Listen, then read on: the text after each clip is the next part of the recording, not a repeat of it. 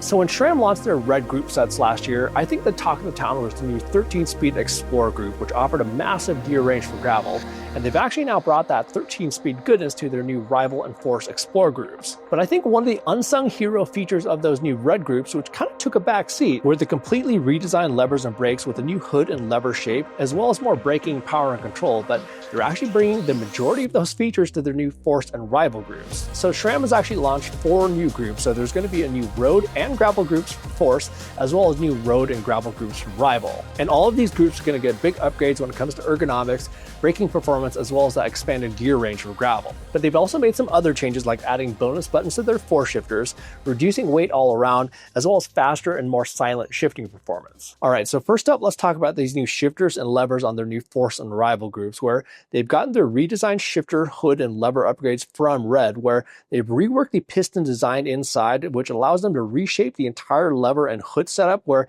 these now have longer hoods, which allow for more space for your hands, but also just more positions where there's just more range. And being that these are longer now, so you can actually potentially run a shorter stem while still having the same reach to the front of your hoods, while also having a more comfortable upright position from the tops of your handlebars. And then they've also increased the length of the lever blades themselves, where these are now much longer than before, allowing for yet again more positions. But I think one of the best features of these levers, along with the new brakes, is that you can actually get a ton of braking power from anywhere on the lever, whether that's from the tops all the way to the drops. Like whenever one of my friends wants to try my gravel bike that has red on it, one of the first comments that they make is just how good the levers feel, as well as how effortless the braking is. They really are that good on red, and they're equally as good on Force. And again, I think it's really kind of an unsung hero feature. And what's kind of crazy is that SRAM has actually said that the braking performance should be pretty similar between red, Force, as well as Rival. And I can't really tell the difference between red and Force at this point.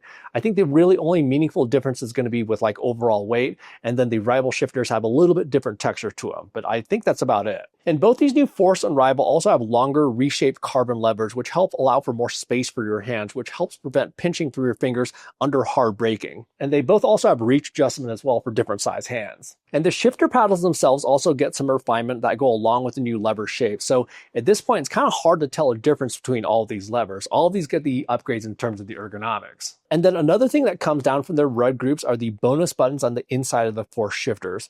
And these add convenient functionality for controlling external components, like let's say a bike computer, where you can actually control your bike computer from these buttons, like changing data pages, pausing a ride, as well as ringing the digital bell feature that's come on recent bike computers like the Edge 1050 as well as the Crew 3. And actually the digital bell feature that's been coming on some of these recent computers is probably one of my new favorite features, and being able to control them with the bonus buttons is, well, a bonus. But these bonus buttons are actually set up by default to be additional shift locations while your hands are on the top. So you'll be able to shift with your thumb versus having to shift with your index or middle finger.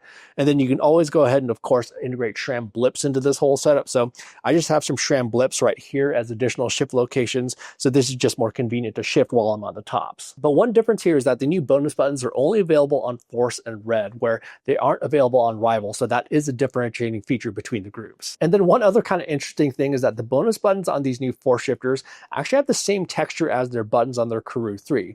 Kind of a nice touch. And then when it comes to shifting, so for the 2x road groups, with Force, they've made the front derailleur cage narrower, so they said that it should now shift faster, and there's also an auto trim function for the cage based on where you're at in your cassette, so it should be silent no matter what cog that you're in. And then with the rear derailleur, so they made some additional cutouts in the cage, and it also has larger pulley wheels, which should increase efficiency, and they've also reduced the weight by 12 grams. And this new Force Road rear derailleur is going to be compatible with both 1x as well as 2x drivetrains with a range of 10 to 28 to 10 to 36 cassettes. And then their new Rival Road rear derailleurs, those are going to have the same range as well. Now, with their new gravel-focused Force and Rival Explorer group, so these get the big 13-speed upgrade that came out with their Explorer Red group last year. So now you can get that massive expanded gear range with that 10 to 46 cassette, while still being compatible with their XDR bodies that are used on their 12-speed groups, and even the same flat-top chain. And the way they've been able to achieve this is by utilizing a direct mount rear derailleur, which allows them to give just enough extra room for an additional cog on the cassette. It's quite frankly flawless, and it just works. The only caveat is that you do need a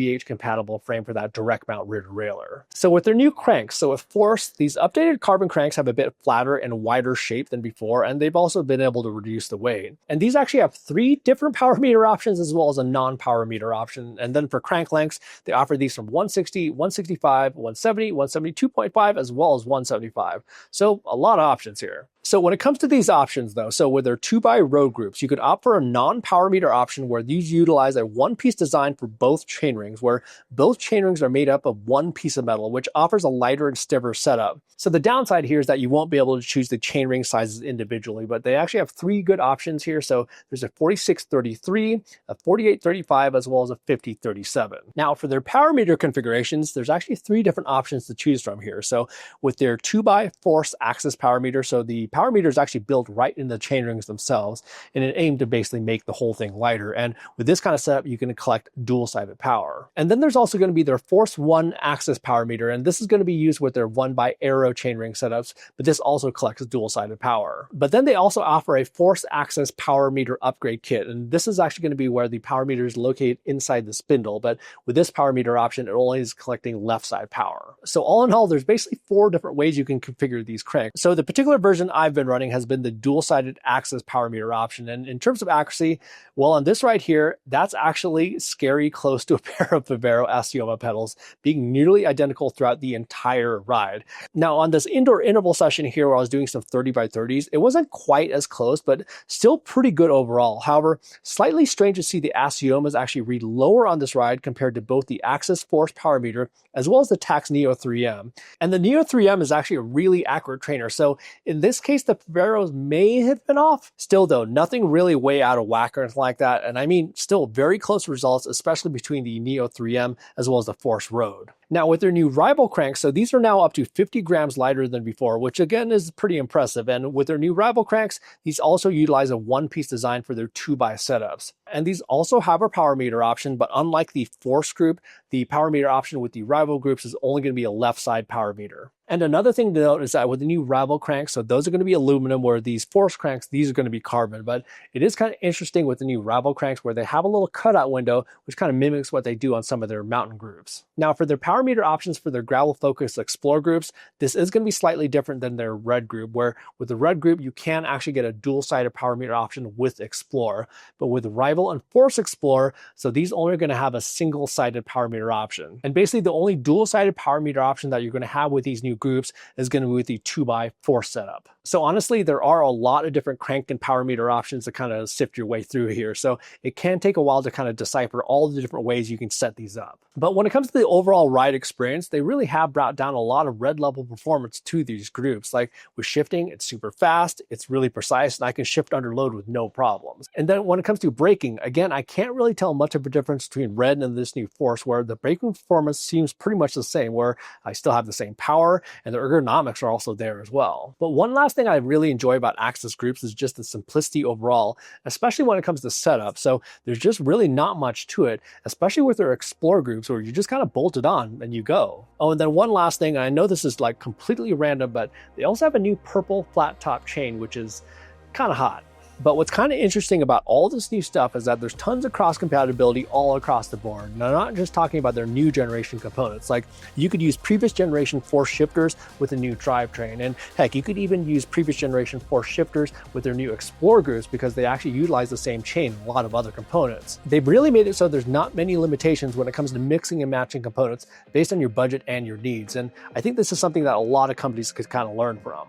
But overall, it's pretty impressive what SRAM has done here with these new rival and Force groups, where they brought down a lot of red level performance to a lower price point. And I think the biggest differences are really going to be the weight with all 3 different levels, as well as some different power meter options, as well as the bonus buttons only being available on Force as well as red. But other than that, in terms of performance, they're all pretty damn good. Anyhow, that's everything new with SRAM's new rival and Force group sets. And if you have any questions that I didn't cover in this video, feel free to drop those down in the comment section down below. And if you found the information in this video to be useful, do me a favor to quickly hit that like button. In the meantime, happy riding, and we will see you in the next video.